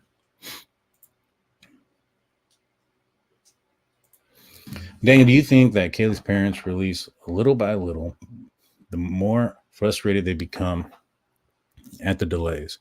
It seems like they do, which is so understandable. I hurt for them. I answer that one. Let's leave it at that. Tom Mann comes in with the $2 super chat. What is BK's true height? I heard several heights. He looks like I think 6 foot is what he was booked in as. So I know some people say, oh man, he's looks super tall because he's towering over some people. But the average male is like 5'9", I think 5'8". So 6 foot person walking around, average 5'8", 5'9" guys is going to look pretty tall. Know what I mean? Yes. Canadian True Crime Bluff comes in with 5 Drunk Turkey Show memberships. I'm having a membership tomorrow, y'all. We're going to have a membership live going on tomorrow. I'm not sure what time it's going to be, but we're going to go live. It's for members only. You'll get a condensed version, on Spotify and Apple Podcast on Tuesday. It's usually when I let it out. So make sure you check that out and become a member if you're not a member. I'm just going to take a few more. And then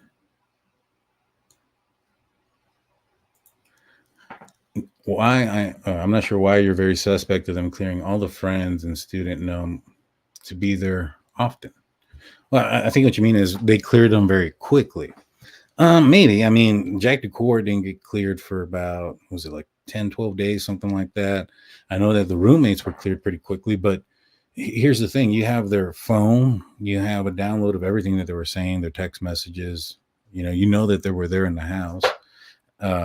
Don't seem like I'm sure that police probably felt comfortable after all the warrants that they got, that there wasn't any planning or conversation of drugs or things like that some have speculated to have been.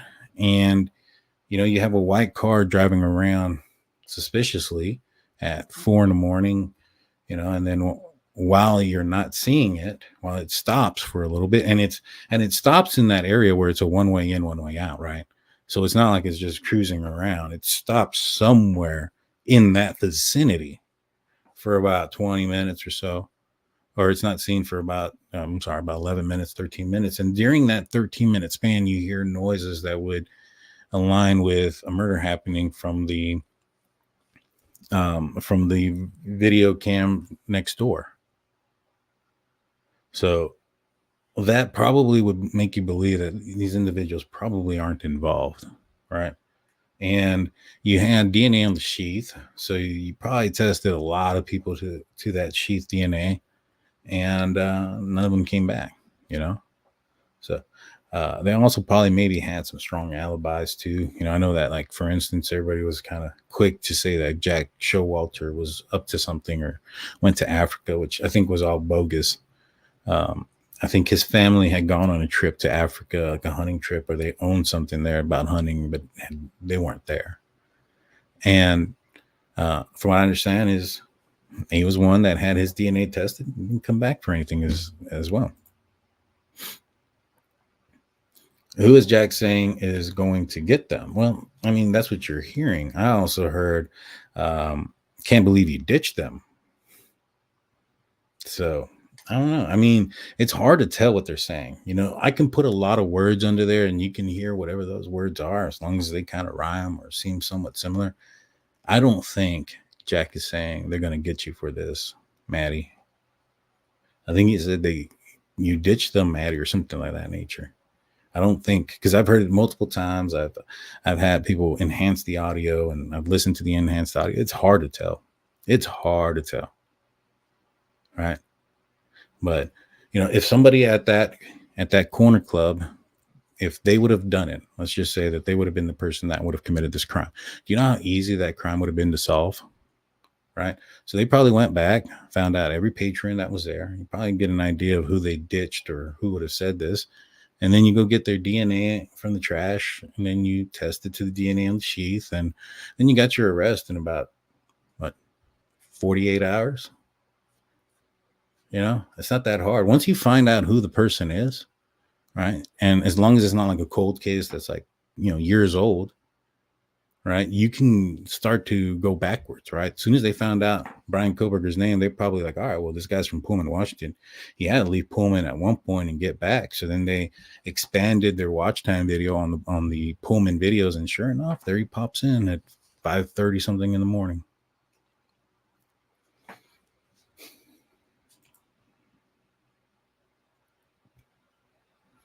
And so I don't see them clearing people as something suspicious, to be honest with you. Like, how slow do you want cops to work, to be honest? Like, I don't understand the perception of time with some of the things that people are saying. Like, Bryan Kohberger could run a mile in 6 minutes, yet people struggle with him entering a house, with a yard that's like 40 feet away from the street, possibly an unlocked back door, from what I understand. And a very small 3-bedroom house where he only went from the second floor to the third, back to the second, and gone. Like, I don't understand the concept of time there. Somebody can go and do that, like just walk around without committing the murders. Somebody can walk into the house, walk around, walk right back out in 2 minutes, maybe. And I think I'm being generous there, to be honest with you. So perception of time is weird. And as far as like how fast people get cleared, I get cleared pretty quick. I mean, if I had a suspect, I'm going to make up a name, Jimmy Buffett. If I suspected Jimmy Buffett of doing something, and I called him up and I said, hey, Jimmy, where were you on May 15th? He's like, hey, man, I was on tour. I was in the UK singing a song. All right, Jimmy Buffett. Well, why would I still continue to look at him if my case happened in freaking Los Angeles on the 15th and there's evidence that puts him across the globe? He got cleared pretty quick, don't you think? Or should police still continue, even though there might be video evidence and all this stuff that shows him somewhere else? Should they say, no, we still want to look at you just because, this murder happened in Los Angeles and you've been there before? I don't know.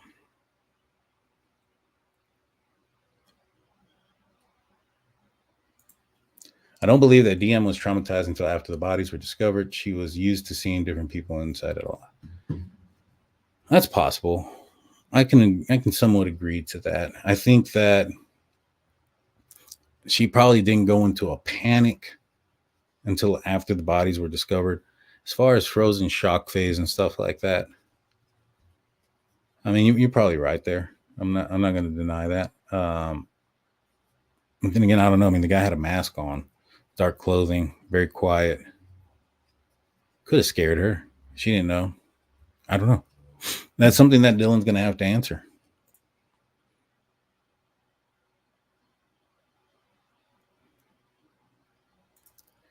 I did not hear anything about food. What food? The only thing that I know about anything with food is that there was a DoorDash order. And a lot of folks are looking at the Jack in the Box bag that was there in the kitchen as the possible DoorDash order. I don't know if that was DoorDash that night or earlier in the day or some other time. For all I know, she could have DoorDashed a drink or some kind of coffee or something else. Something different, a sandwich. I don't know. Just because there's a bag in there doesn't mean that it was from that night. I mean, if you look into that other pictures into that house, there's bottle cans, there's a beer pong table still set up, all these things throughout the entire house, which also kind of throws a wrench into the whole, Dylan and Bethany, and it called over people and they cleaned it up. Because what did they do? They cleaned all the trash and then put it back. And then, but you could clearly see evidence of like stuff on them. Like there was still beer in some of the beer bottles, right? I mean, if somebody was attacked in the kitchen and in the hallway or any of those places where you can see all these things, like I know that there was one where somebody was saying you can see blood dripping on one of the cabinets in the kitchen. One, I don't know if that's blood. I mean, we don't know that. It could be. I don't know. But two, if there was an attack there, wouldn't there be all sorts of evidence on all the trash? And if they cleaned it up, why is there still a mess? Things that make you go,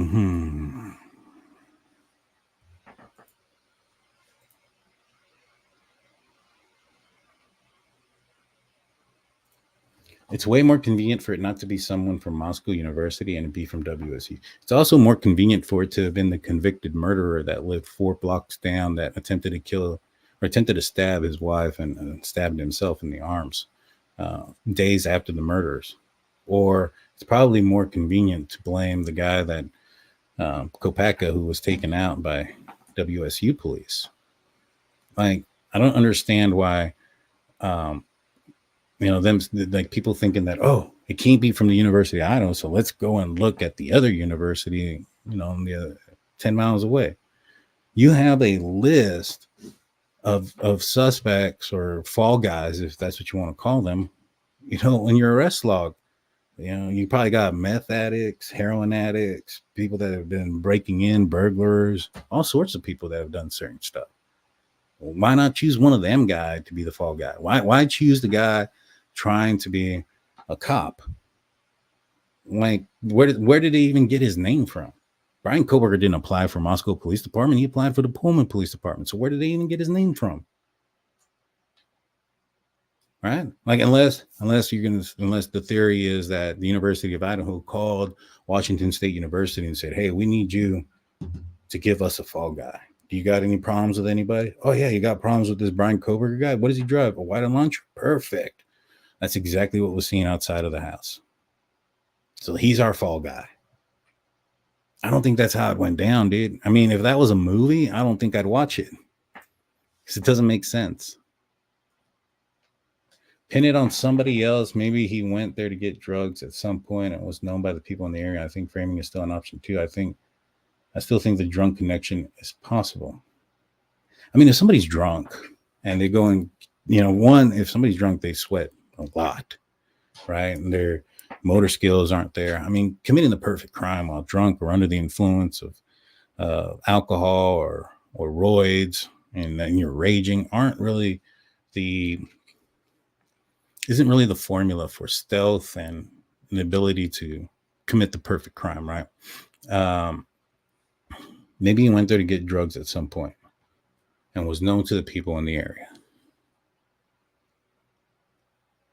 I mean, wouldn't he have been arrested? Like, why wouldn't they arrest him if he was known to get drugs? Why not arrest him for the drugs? Take him off the street then. Who framed him? If it was the police, are they framing him because he was buying drugs in that town and they killed the victims because they had loud parties? We're going to take the victims out because they got loud parties, and we're going to blame it on this guy because at one point he bought drugs, and we're going to look past all the other people who have a better record for it. I just don't think it's possible. I'm sorry. I mean, you guys can believe that. I'm not going to tell you what to believe. I'm not going to tell you what to think. I just personally, I don't see a connection there. Scott Green was talking to police. I don't know who Scott Green is. Let me know who Scott is he somebody important? I think it'll all make more sense when BK gets to trial. Can't wait to hear all the evidence they really have against this guy. Yeah, 100%. So that's the other thing too, because some folks will say, this doesn't add up. So it's a frame job because some things don't add up. It's not supposed to add up yet, right? You know, one of the things that I say is that, you know, this case is like a 50, you know, component math problem, right? You have all these different numbers, you know, add, subtract, multiply, the whole 9 yards. There's 50 different numbers across there. We only know 10 of those numbers. How are we going to come up with the answer for the problem if we only know 10 of the answers, or 10 of the problems? I'm sorry, or the components. We only know 10 of the numbers out of 50 of them. We can't. We have to wait until they all come in. Now, in this scenario here, I find it hard for it to be somebody else, just because of, I mean, you know, and we'll break it down, and then this will probably be the end of it. You can start off anywhere. Somebody planted Bryan Kohberger's DNA. They planted Bryan Kohberger's DNA, just so happened to be, well, let's just say the DNA was planted by somebody, right? So he was framed. They had to have gotten a car that matches his. They would have had to have known he was going to drive around that night by himself. They would have had to have known he's also going to drive around by himself without his phone on, right? And then commit this crime. It's a lot of factors that are unlikely. Let's just say let's start off with the phone pings, or wherever you want to start off with. You know, the DNA. The DNA. He could have shook hands with somebody. That was one of the things that somebody told me. I was like, so he just so happened to shake hands with the killer, who just so happens to match his height and weight, who just so happens to drive the same type of vehicle, which just so happens to not have a front license plate, which just so happens to have his DNA inside of at one point inside his vehicle, because it was in, the knife sheath was probably in his vehicle. I don't think it was there when the killer got there, so it was brought in, right? Let's start off with like his locations, you know, his phone turning off, right? You know, let's just say his battery died, because that's the other one that people say, his battery died. So his phone, you know, just so happened to die the night that he goes out and drives around in his white Elantra, on the same night that there's somebody who's going to kill 4 people in driving a white Elantra as well. That also just so happens to match his height and weight. That also so happens to have his DNA in the car, all while he had his phone off or disconnected from service or whatever. I mean, it's a long shot for it to not be him, in my opinion. But I do leave room for the possibility there. I just think it's a long shot.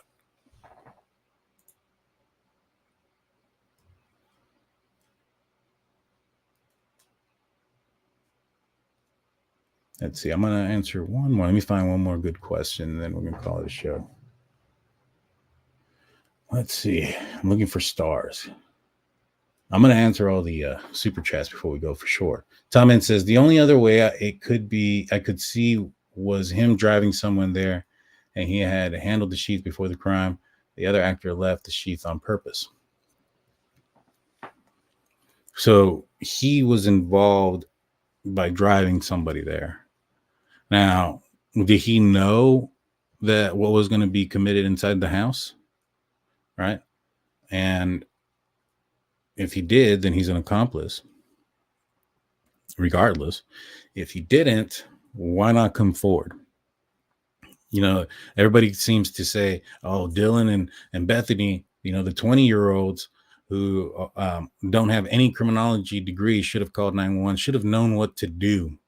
But not Bryan Kohberger, the 28-year-old criminal justice student who wants to be a cop. He don't know what to do. I heard somebody say that they think that he was maybe undercover. I mean, how bad of a cop do you have to be undercover to get arrested for the house you're watching, for the murder, for a murder that happened under your watch, and then you're arrested for it, and they find you the person that did it? And like nobody's going to defend him. Like there's no sergeant or lieutenant from whatever police department he's working for going to come out and say, hey, he's one of us. Or he's not going to say, hey, I'm a cop. I'm working the case. This is what happened. And why didn't he call it in if he was watching it? He's a cop, right? That's what cops do. So I don't know. Now, is it possible there was other persons there with him?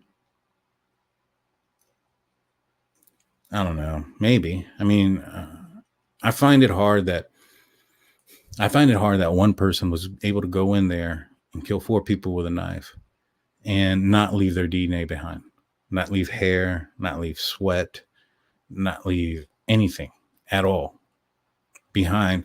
You know, you're using a knife, you're in close contact, you're very close to the person. Now, to add a second person in that equation and not get their DNA in there is twice as unlikely, in my opinion. Now, I'm not saying it's not possible. I just find it a very long shot.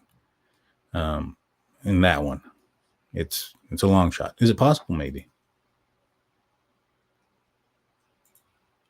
Daniel, what do you think about when BK got arrested and asked if anyone else was arrested? I honestly think that he was asking if his mom, dad, or sisters were arrested because, one, his dad drove him across country.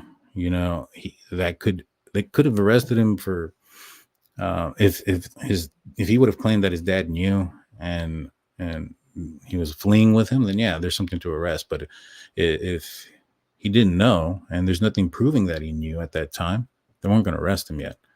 So I think he asked because of that, and also because he was found at his parents' house. Maybe they arrested them for harboring him. You know, that's truly what I think it is, as to why he asked that. You know, that's the feel that I got when he first got arrested. You know, I know a lot of people were saying that, isn't that what some other serial killer said? And I think so. And then another serial killer stood in silence too. I think it was BTK when it came down to the guilty or innocent aspect of trial. I don't know. Maybe he is imitating serial killers.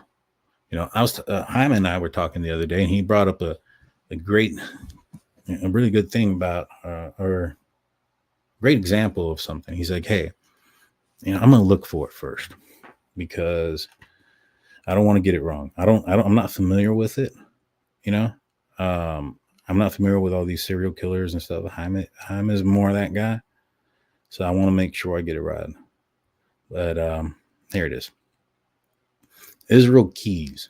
He asked me if I knew who Israel Keys was. He was a serial killer that took at least 12 people around the USA, but his MO was that he would put his kill kit in a bucket and bury it in a remote location and only dig it out when he needed. And once he was done with it, he would go back and rebury it. Maybe that's what BK did on the night when he took that route and was out in that rural area. I do think that Kohberger was, or whoever committed this crime, I do think that if this was Kohberger, given, you know, he was studying BTK, he studying crime, and criminals are a part of that. I don't know. I mean, there's a lot of elements in some of the stuff that he's done that seems familiar with other serial killers. He was out in the boonies in a rural area. I for sure thought that if it was him and that's where he was for that period of time, that he was either destroying or hiding evidence. Let's see. Where am I? I want to make sure that I'm at the right place. Not sure. Las Vegas Girl 122. Thank you for becoming a member. We appreciate that. After 4 comes on with a $5 super chat saying, appreciate all your work and insight. It's nice being a part of this community. Thank you. And I'm glad that you're a part of our community. I appreciate you and all our other mods and members, subscribers, and those that don't, you know, agree with me but still watch. I appreciate you guys too. All right, so Michael Kimmy says, do you think, $9.99 super chat, thank you. Do you think that the video in parts that Ann Taylor is talking about is the 112 King Road footage since door cams recorded activity? So it was several videos combined. No, I don't. Reason being is because in one of the other court settings, she had mentioned that they were looking for video camera. They were still waiting on information that police used to determine the make and model of the vehicle is a Hyundai Elantra, and they hadn't gotten all of that. And I believe they used the terminology was going in the wrong direction at the wrong time. And so I think that that's probably an indication of well, there's two things there, right? We don't know what Bryan Kohberger's real alibi is other than he was driving around, right? And if he were to come up or know where, there's images of his vehicle in which direction that they're going, he can fabricate an alibi saying, oh, I drove this way, drove that way, and it match what's on there. I think that the reason why they gave him the video of the vehicle going in the wrong direction at the wrong time was so that the defense couldn't use that to fabricate their alibi. And it goes down to what the whole court thing that we were looking at. The prosecution is not going to give up the information that Bryan Kohberger can use to create an alibi. You shouldn't have to see the evidence to create an alibi. That should tell you something. That alone should tell you something. That he needs the evidence so he can create an alibi. He is unwilling to tell anybody where he was at until all the evidence is in. And as they mentioned in court, the reason why there's deadlines on the alibi is because an alibi can be fabricated very easily. Especially one where he's driving around in rural Idaho where there's probably not very many cameras between cities, things like that. Know what I mean?